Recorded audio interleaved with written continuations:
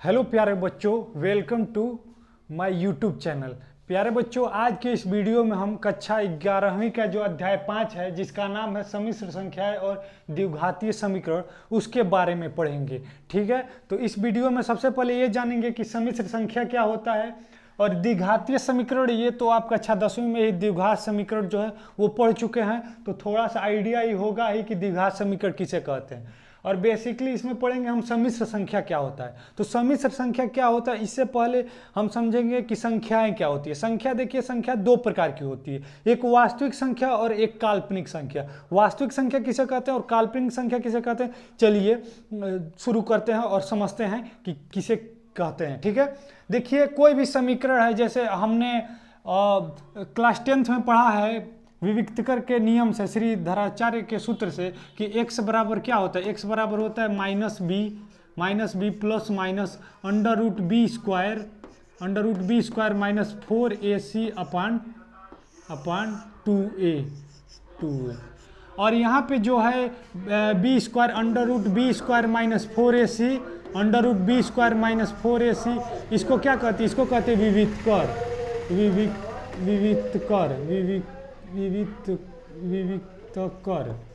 ठीक, और ये श्रीधराचार्य सूत्र है, श्रीधराचार्य सूत्र, ये श्रीधराचार्य सूत्र है। और इसका जो ये पार्ट है, ये हिस्सा है बी स्क्वायर माइनस 4ac, ये है विविक्तकर का नियम। तो ये बड़ा इंपॉर्टेंट है। यदि कोई भी हमारे पास द्विघात समीकरण है और यदि बी स्क्वायर माइनस 4ac मतलब B square minus 4ac under root में यदि B square minus 4ac zero आए, तो उसको क्या कहते हैं, कोई हल नहीं, कोई हल नहीं होता है। लेकिन यदि वही हो under root B square minus 4ac बराबर कोई संख्या आ जाए, कोई संख्या मानिए n आ जाए, तो उसको क्या कहेंगे कि दो भिन्न वास्तविक हल होंगे।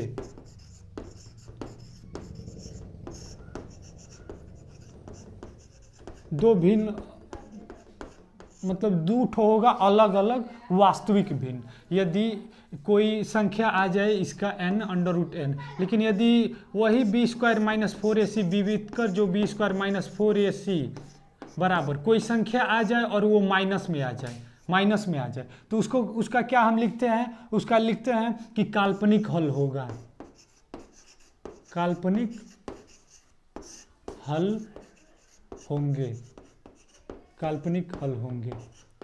ये आपको ध्यान देना है कि जो श्रीधराचार्य सूत्र होता है x बराबर minus B plus minus under root B square minus 4ac upon 2a, उसका ये जो विविक्तकर होता है यदि जीरो हो तो उसका कोई हल नहीं होता था। 4.3 में ये हम लोग पढ़े थे कक्षा 10th में। और बी स्क्वायर माइनस 4ac यदि कोई संख्या आ रहा है और वो धनात्मक में आ रहा है या कौड़ी से बाहर निकल जा रहा है, तो उसका दो अलग अलग वास्तविक मान होगा।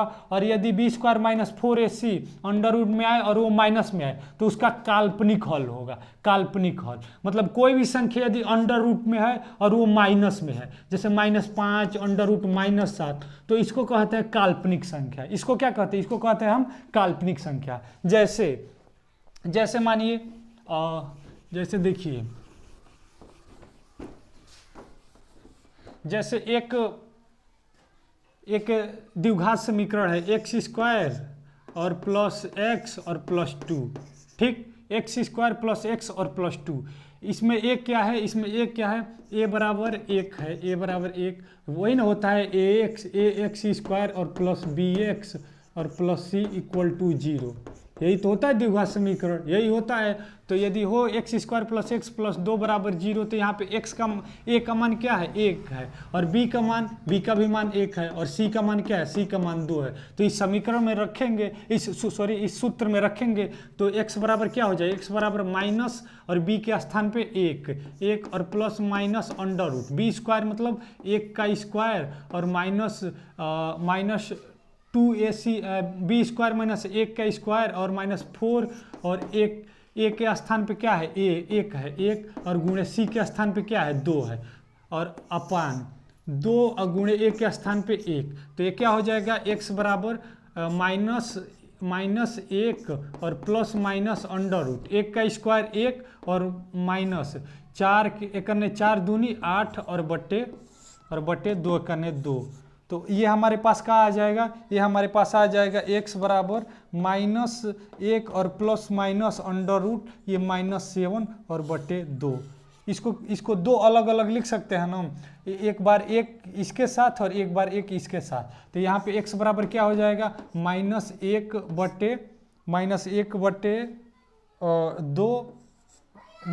बट्टे 2 और प्लस माइनस अंडर रूट 7/2, ऐसा लिख सकते हैं ना। इसको इसके भी नीचे है और इसके भी नीचे है, तो दोनों के नीचे लिख देंगे, तो x बराबर इसका मान क्या आ गया, 2 आ गया, और ये 2 आ गया ना, एक x बराबर ये इसके नीचे भी 2 आ जाएगा और इसके नीचे भी 2 आ जाएगा, तो इसका ये मान आ गया। तो इसी को क्या कहते हैं, इसमें देखिए इस वाले भाग को ये -7 में माइनस में है, इस वाले भाग को काल्पनिक भाग कहते हैं और इस वाले भाग को वास्तविक भाग कहते हैं। इसमें ये काल्पनिक भाग है और ये वास्तविक भाग है। तो सम्मिश्र संख्या किसे कहते हैं, सम्मिश्र संख्या का परिभाषा होता है वास्तविक संख्या और काल्पनिक संख्या को मिलाकर जो संख्याएं बनती है उसे ही क्या कहते हैं, उसे ही कहते हैं सम्मिश्र संख्या, उसे ही हम क्या कहते हैं, उसे ही कहते हैं सम्मिश्र संख्या।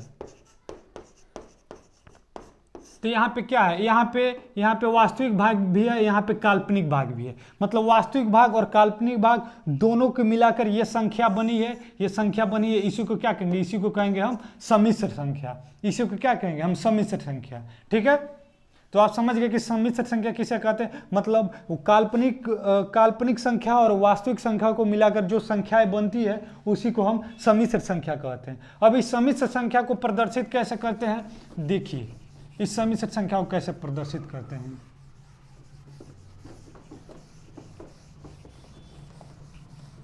सम्मिश्र संख्या को हम z से प्रदर्शित करते हैं, एक मिनट ये हम मिटा देते हैं।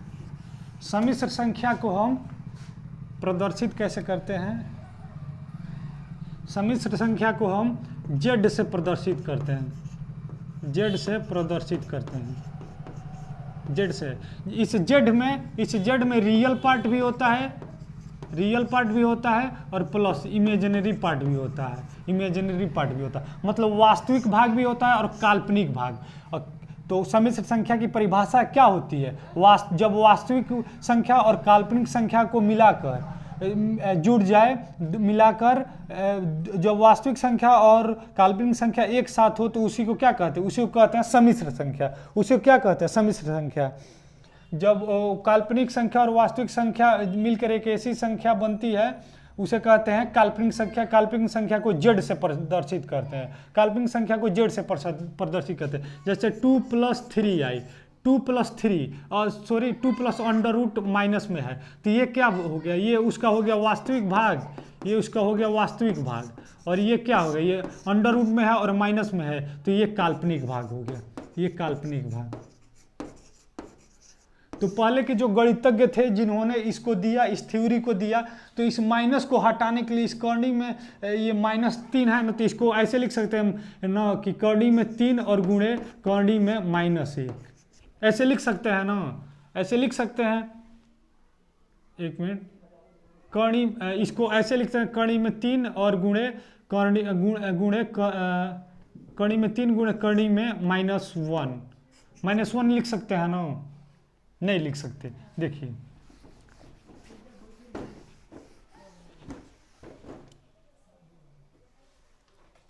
सम्मिश्र संख्या क्या होता है, जैसे 3 और प्लस अंडर रूट -7, ये वास्तविक भाग और ये काल्पनिक भाग।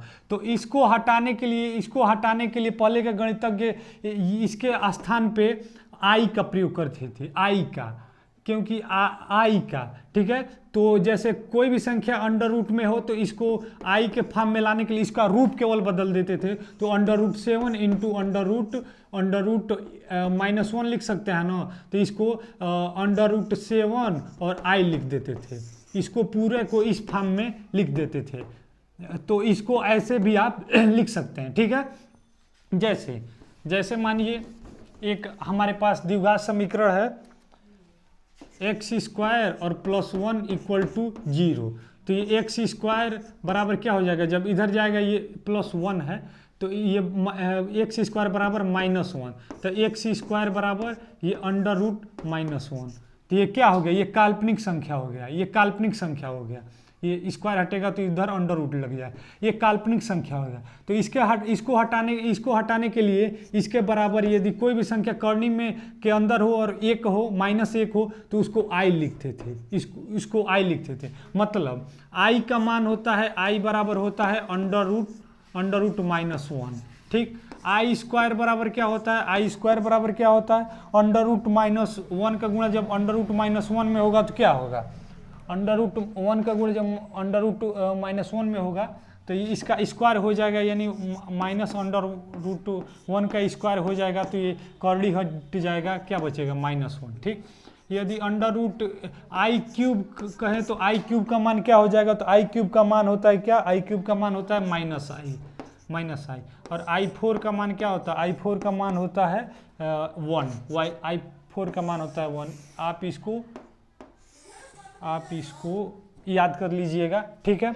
अब देखिए कोई भी यदि वास्तविक संख्या समिश्र संख्या हो और एक और समिश्र संख्या हो, यदि कह रहा है कि ये समिश्र संख्या इस समिश्र संख्या के बराबर है, तो और कह रहा है कि इसमें वास्तविक भाग क्या होगा और काल्पनिक भाग क्या होगा, कैसे मालूम करेंगे। तो देखिए जब कोई भी दो समिश्र संख्या हो और एक दूसरे के बराबर हो, तो उसमें वास्तविक भाग वास्तविक के बराबर और काल्पनिक भाग काल्पनिक भाग के बराबर होता है। जैसे इसमें प्रश्नावली नहीं, उदाहरण 1 में दिया है, उदाहरण 1 में दिया है, देखिए क्या दिया है,